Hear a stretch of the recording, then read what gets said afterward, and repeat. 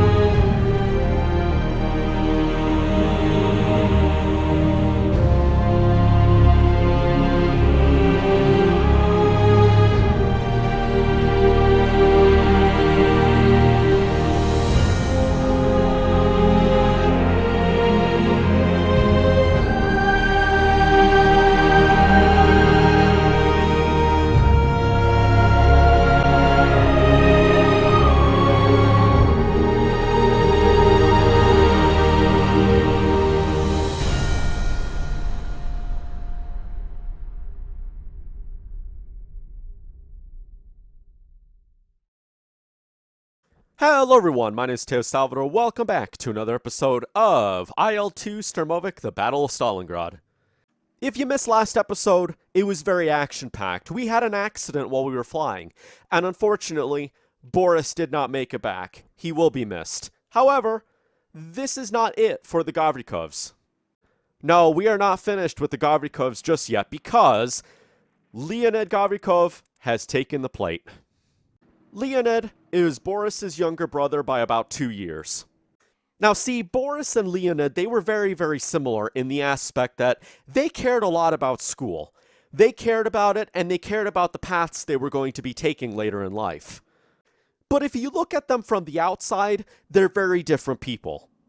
If you watch the first episode of this series, you know that their dad was an accomplished musician. Boris was very close to his parents. Boris wanted to follow his dad into the musical field and even landed a spot at the Moscow Conservatory. As for Leonid, Leonid was nothing like that. Leonid did not want to follow his dad's footsteps into the musical field. He wasn't close to his parents at all, for that matter. Not only that, but he was also a troublemaker. Leonid didn't really follow the rules all the time. He was getting in trouble with his teachers. He always had tricks up his sleeves to cause, some delinquent problems. His teachers hated him. But the problem is, he did extremely well in school. Now, as we know, he wasn't very close to his parents. He was rather distant from them. And at the age of 15, he goes and joins a youth flight club and also starts learning a trade in construction. His parents would have no idea of this until 2 months after he was in these programs. Now, 1940 comes around and he gets an opportunity. A number of the boys at his youth flight club gets an opportunity to go to the Chaklov Military Aviation School. And he would start learning to become a combat pilot. Now, February 1940, it's only been a month that he's been in this program, and he almost lands himself in combat on the Finnish-Soviet War of 1940. However, his commander felt that he was too reckless, and he just wasn't made for combat, and so he wasn't put on the front lines. He continues his training through 1940, 1941 goes by, he's now 17 in September of 1941. Now, it's late August of 1942. He's almost at his 18th birthday. Reckless or not, pilots are needed in the Soviet Union, and he is pulled into service. Leonid would come at the end of August as a replacement in the exact same squadron his brother had flown in. Leonid knew his brother Boris had been flying in this squadron. However, it wouldn't be known until he arrived of his brother's passing. And despite being distant from his family, his brother's death is ingrained in his mind, and he can't stop thinking about it. Where Leonid wanted to fly for his own interests, he is now going to do it for his brother. So without further ado, let's get this show off the ground. As it's our first day on the front, we familiarize ourselves with our unit, and we will continue to the next day. A new day begins. We are reinforced with 4 Yakolov 1s. And we also have a new pilot flying with us as well. For taking part in the squadron, I have an aviation badge, which looks very nice. Look at that thing. The latest newspaper has been delivered. And we are going to be relocating to Leninsk. Alright, so today's flight looks like it's going to be pretty easy. All we're doing is flying from point A to B, so that'll be a lot of fun. And, wow, look at this. So we're going to be going to a new airfield in 3 groups. So the first flight for Leonid will be very easy. We do have a new newspaper. The front widens as Germans advance. The Germans predict victory at Stalingrad. Reports from Berlin claim that the German army is very close to victory as they approach the burning ruined city of Stalingrad. Reports place some troops resting on the banks of the Volga outside the city. Soldiers report finding orchards whose trees are laden with fruit. If true, then the German army will have accomplished a major objective, and the war may be inching closer to a final German victory. The Luftwaffe has destroyed Stalingrad following a week of incessant bombardment, leaving nothing worthwhile for the Soviets to defend. Soviet troops are reportedly exhausted and incapable of counterattacks. Thousands of troops have surrendered, and thousands more are expected to throw down their arms in the days to come. Credits for the reduction of Stalingrad goes to the 4th Air Fleet, which has flown 1,600 sorties and dropped 1,000 tons of bombs on the city each day. The bombing has been so thorough, it is difficult to imagine that any defenders will remain in the city, which is now all rubble and smoldering ash. Recent rains have delayed the advance of some German columns, but this is not stopping their advance. Soviet resistance also appears to be stiffening, despite Berlin's reports to the contrary. South of the city, some Soviet battalions have fought to the last man, forcing Germans to halt their progress, regroup, and repeat their attacks. However, the result is always the same. The German forces resume their advance. With Soviet resistance failing around Stalingrad, it seems that the Germans are close to a final victory in the region. Within weeks, they may hold the city as well as the vast oil fields of the Kalmyk steppe and Baku. After 18 months of the battle, the Germans may finally be close to exhausting the Soviet defenders. Germans debut Tiger tank near Leningrad. Catalina sinks U-boat off of Haiti.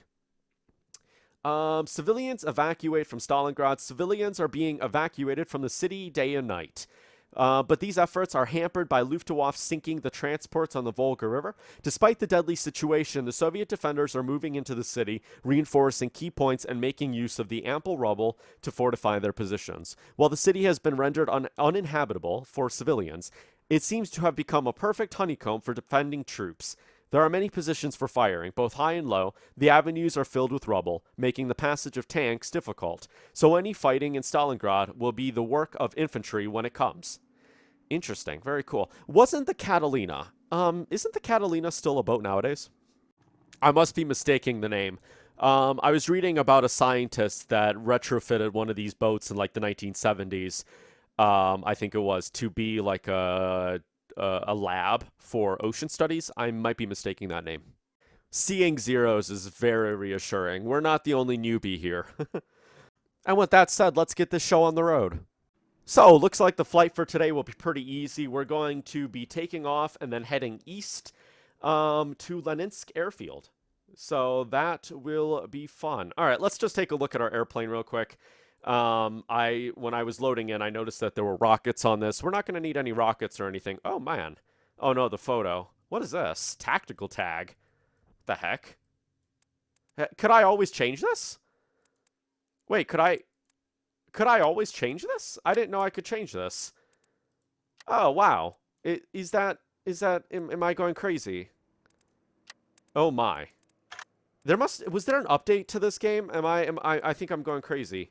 There was an update to this game that allows you to change this, right? Or was this not a thing? Oh man.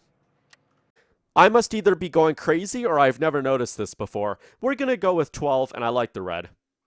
The primary objective for today. Today our unit is relocating to a new airfield. You are to take off and fly directly to the new airfield, which is marked as waypoint 5 on your flight map. As you approach the new airfield, signal flares will be sent up to guide you to the runway.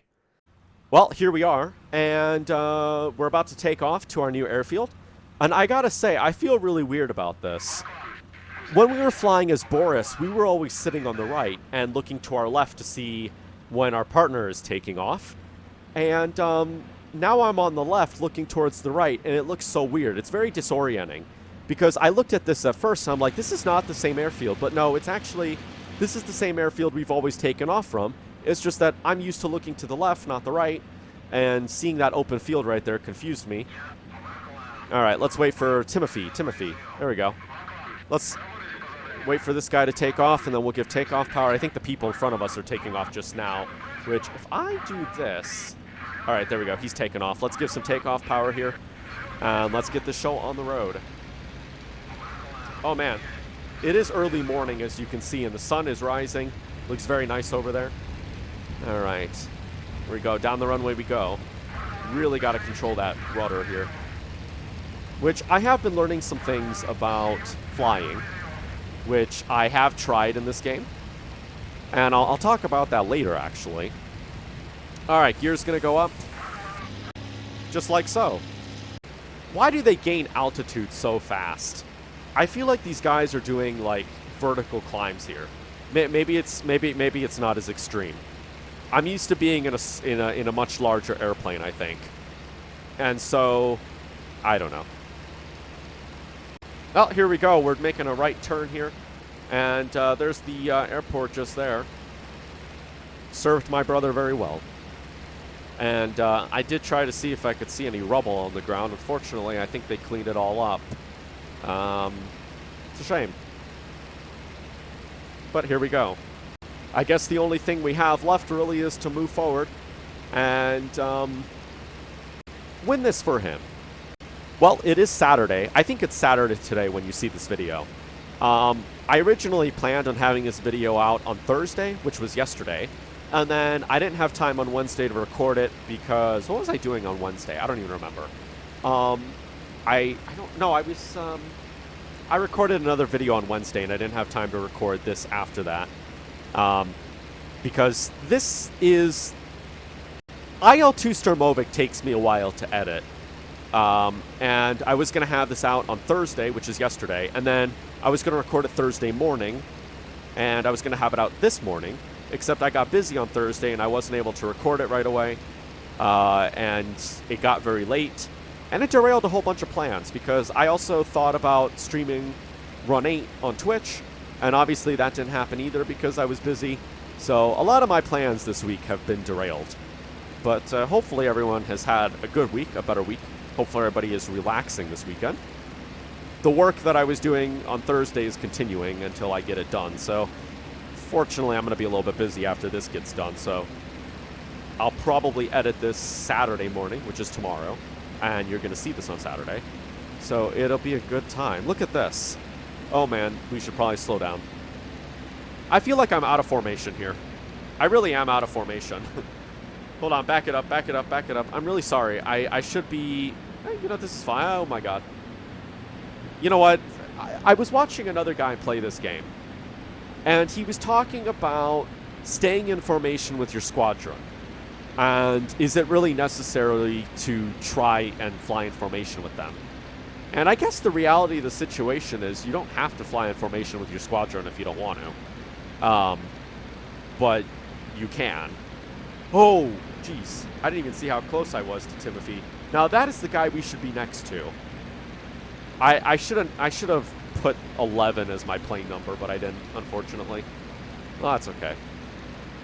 Let's just fly with him here. There we go. Flying in formation. Kind of.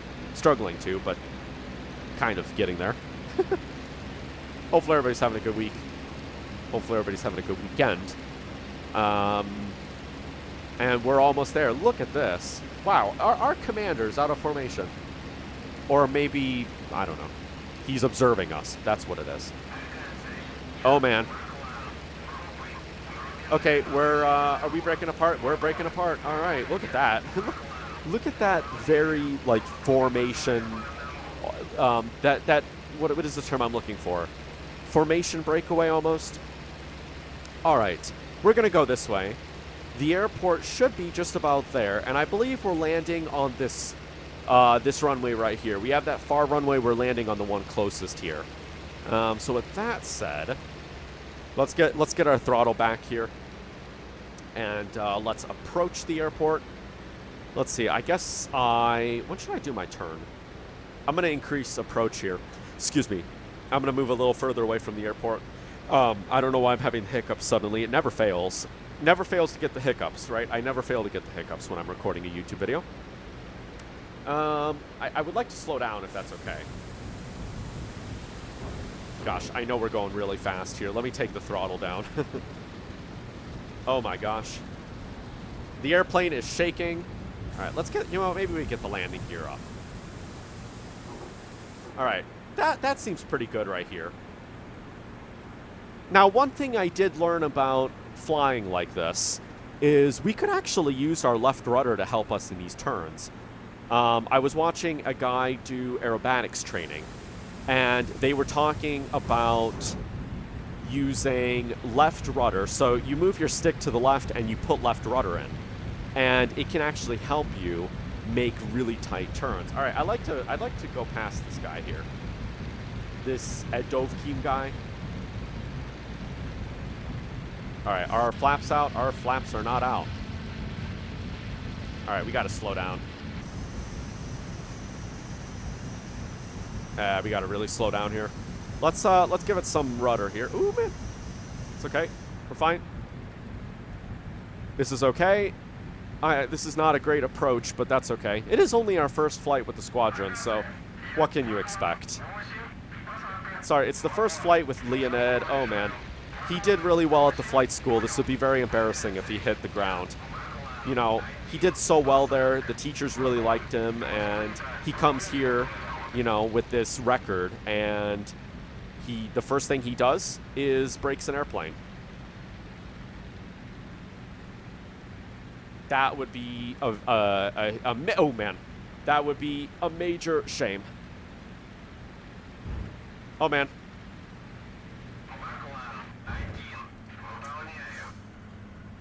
Does a little bit of a bounce. We're good. We're down. That wasn't a great landing, but whatever. It was his first flight. What can you expect? There we go. Although, you know what the worst part about that is that his commander is like right above us, and he's watching this go down. Oh man, you know what? That could have been a lot better. I still need to practice landing. Like, you know what I should do? I should load up, you know, one of those quick matches, and I should just practice doing circuits and flying, you know, just takeoffs and landings. I should just start practicing that. But anyways, he has officially landed. There we go. First flight, landed. He didn't break the airplane. Let's finish this. Yes, I would like to finish the mission. Well, obviously the flight was as expected. It took us about 8 minutes to get there, and well, the landing was successful. And we have a medal. The medal for battle merit. There we go. Look at that. First transfer flight was successful. We have 2 more flights today. We're not taking part in them because they are also going to be just transporting airplanes. So let's proceed and see how the second flight of the day does. Flight transfer mission in progress. Wow, look at that. Well, the flight was as expected. They saw no resistance. It only took them 3 minutes. Why did it take us 9 minutes and only took them 3 minutes? I'm gonna take that as AI. So we have 1 more flight today. That's only 4 people that are flying, all in yaks. So let's see how this does. Will they see any German resistance? I doubt. I think if the Germans were attacking our transfer mission here, that would be a very dangerous mission on their part. But as expected, well, they saw nothing. So also took them 3 minutes. Very, very, very interesting indeed. All right, so that's going to do it for this episode. I know it's a very short episode for this one, but I just wanted to get some IL-2 Sturmovik out and, you know, start off Leonid's story, right?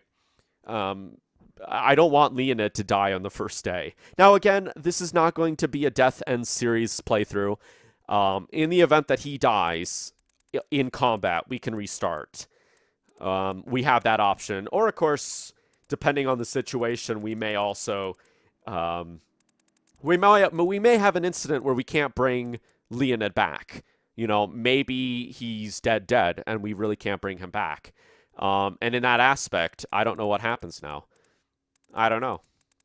Things are going to start to get crazy, and I'm very intrigued to see how this is going to play out in this game. So, anyways, that's going to do it for this episode. If you enjoyed it, make sure to give it a like. Next episode's going to be a little more exciting. And, yes, thank you for watching. Please rate, comment, and subscribe. See you later. Peace.